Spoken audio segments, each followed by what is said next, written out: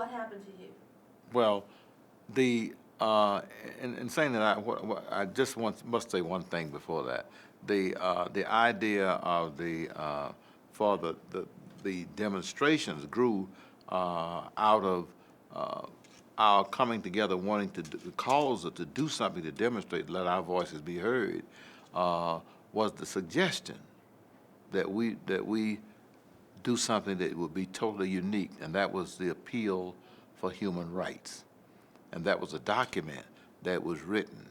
And in that document, and it was a combining of the heads and the thoughts of every aspect of whether it was the public schools, the restaurants, everything that was segregated.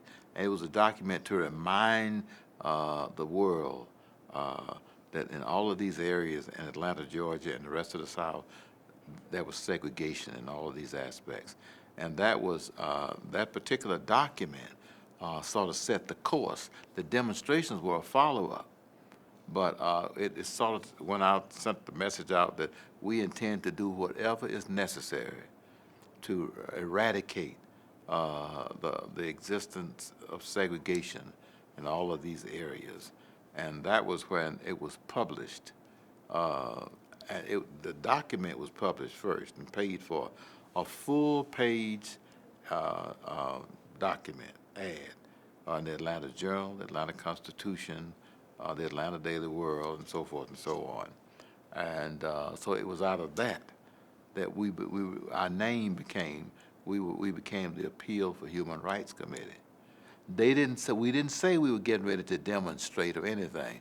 Now that was whispered around and done in secret to choose and select certain people among ourselves. And by that time, because the college president said, well, we need to involve representatives of each of the student bodies, and certainly the college, the student body presidents.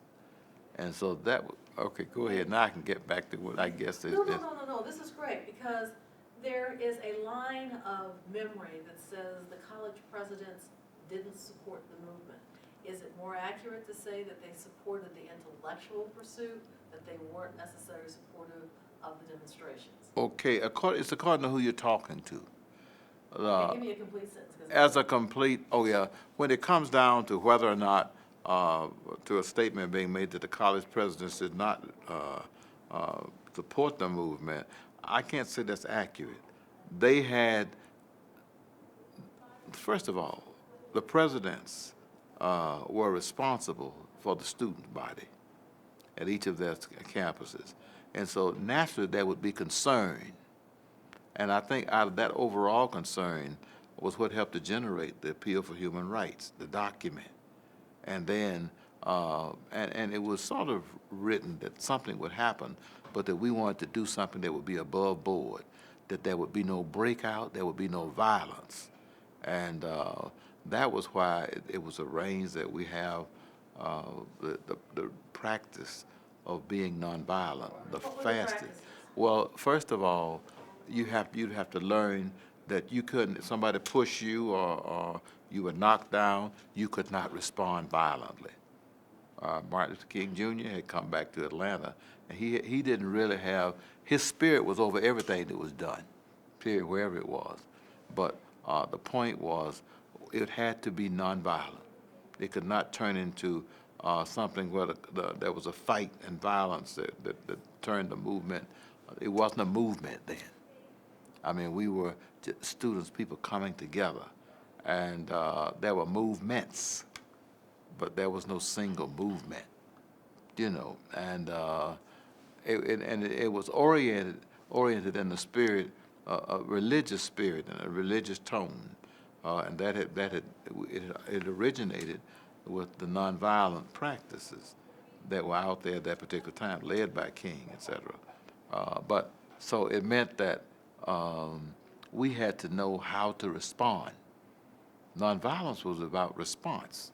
We weren't going to go out fighting, lead charge, but it is about how you respond to violence and to the negative. So we spent time, we learned, first of all, we learned to fast.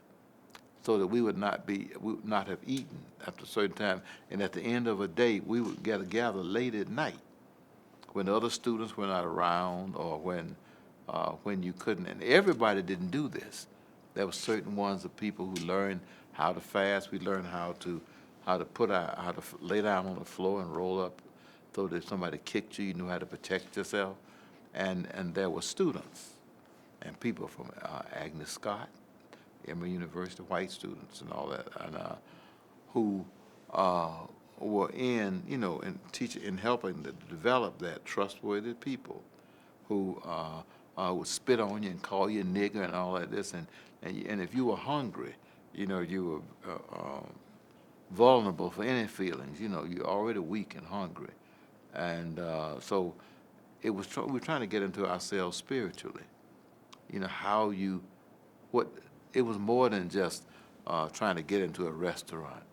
It was sort of to set a tone, and that tone was what the document was about, and it was what the choosing of people. Now, we used to gather down the corner, all of us. What corner?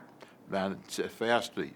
Can you give me the complete sentence? We used to gather. We used to gather on the corner every day, and right under Harkness Hall, and where the administration building was, but the Yates and Milton was just right across from that, at the opposite corner, and but we didn't just go telling everybody we're gonna be demonstrating, and we're gonna go there. That we did not talk about that openly, but we sort of privately began to look around to see if there were people we could trust who could be nonviolent and would understand the whole possibility of the demonstration and what they would mean. And you did not put the idea of being afraid on the table, because then you could not deal with that. That's why you learn to expect that there would be opposition. You were going against opposition, but the way you went against the way you went against Let's that. cut right now. Okay. Come on back in.